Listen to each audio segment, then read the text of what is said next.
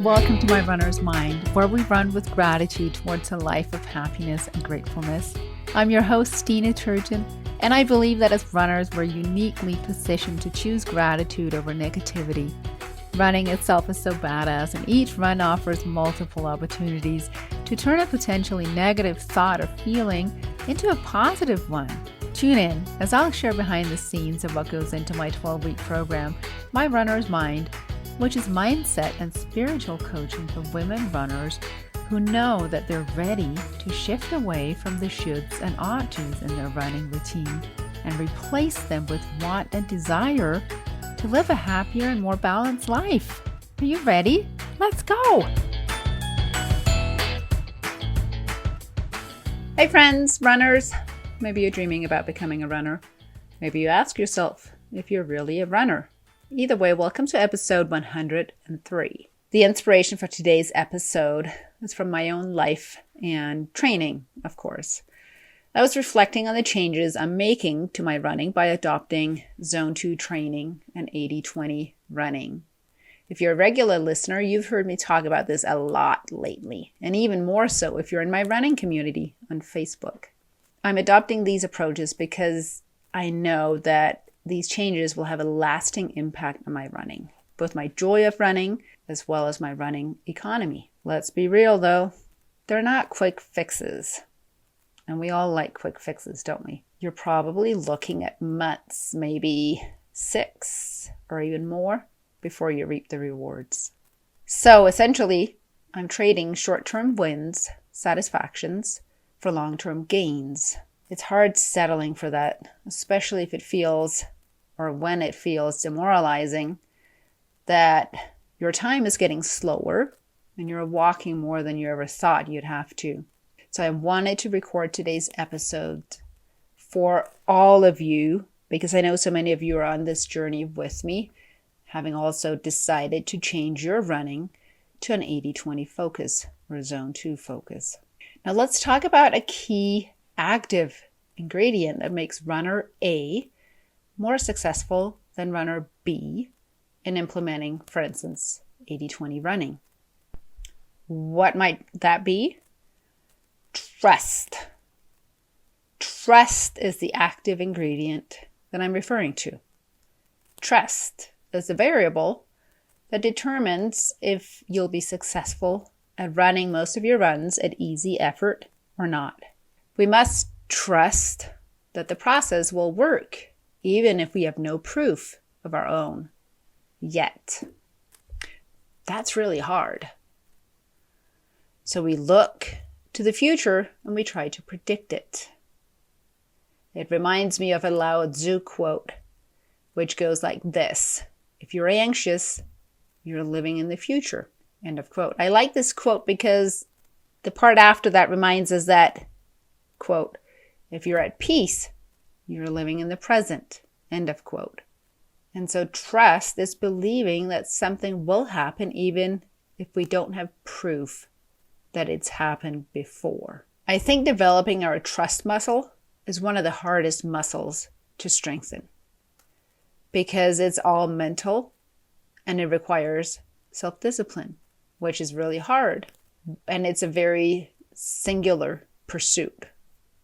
One of the most gratifying things that I have become aware of has been to recognize that when I'm in a hurry and pushing and forcing results, I'm actually living from the outside in.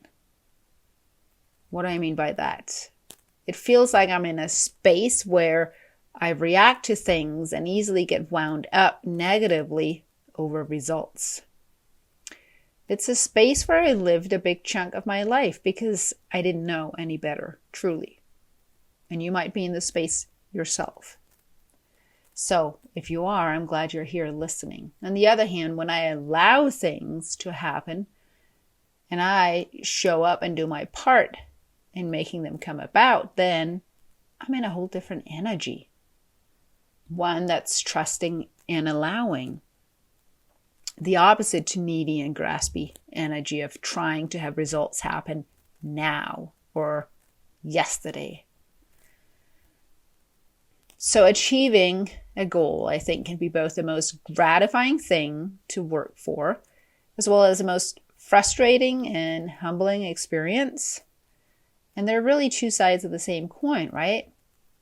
Gratifying because it's exciting to feel that you're excelling towards something you desire, yet frustrating and humbling because when will you get there?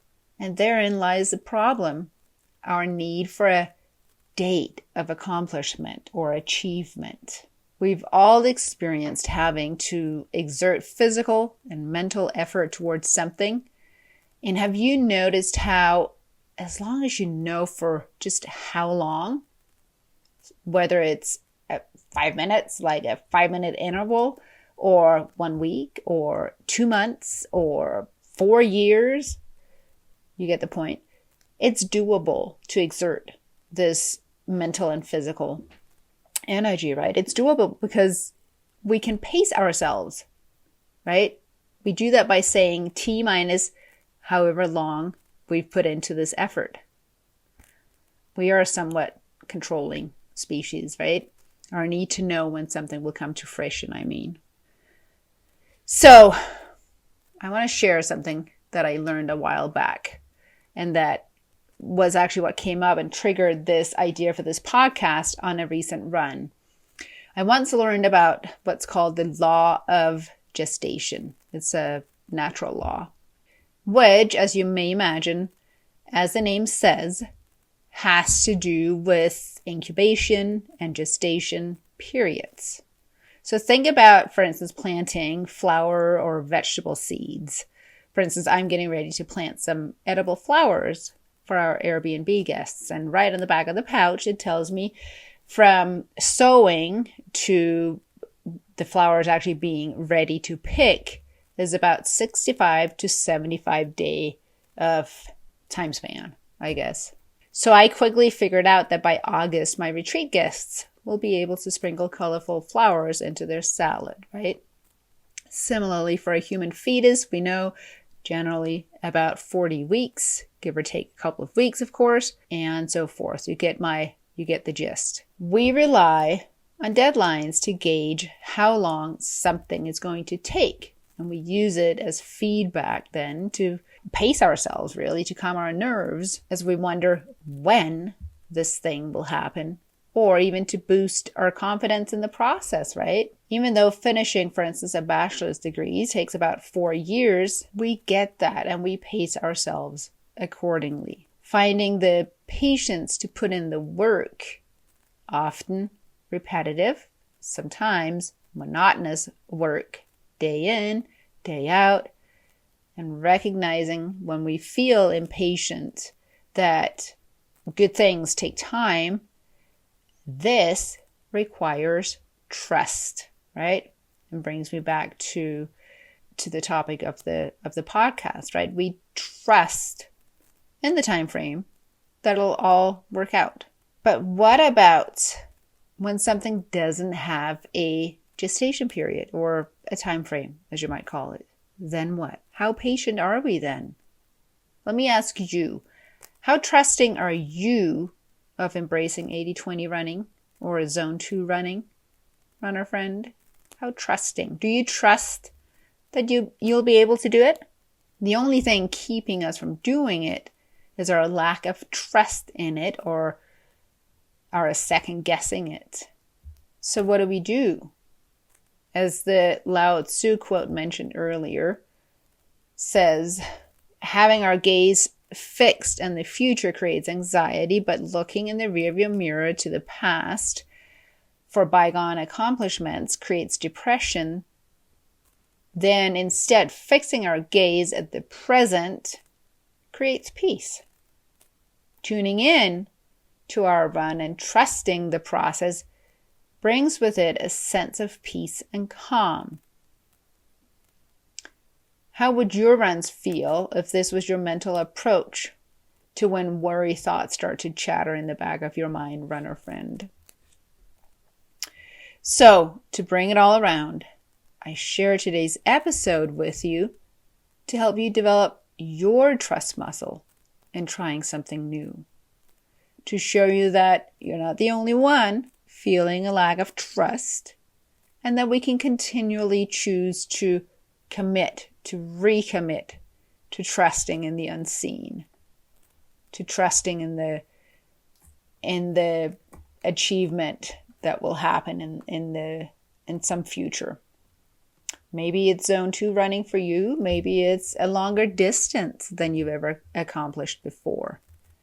Maybe it's not even running related, but the process is the same. So I'm always curious what works for you, runner friend, listener. Reach out, send me an email or send me a DM. If this episode resonated and inspired you, please share it and leave a review. All right, my wish for you this week is that you run happy.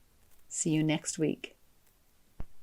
All right, I have a special announcement before I jump off. I have 6 spots left only for this summer's Running Aligned Body and Mind Mindful Running Retreats. 2 are in August and 4 are in June, and this is summer of 2023 if you're not listening in real time.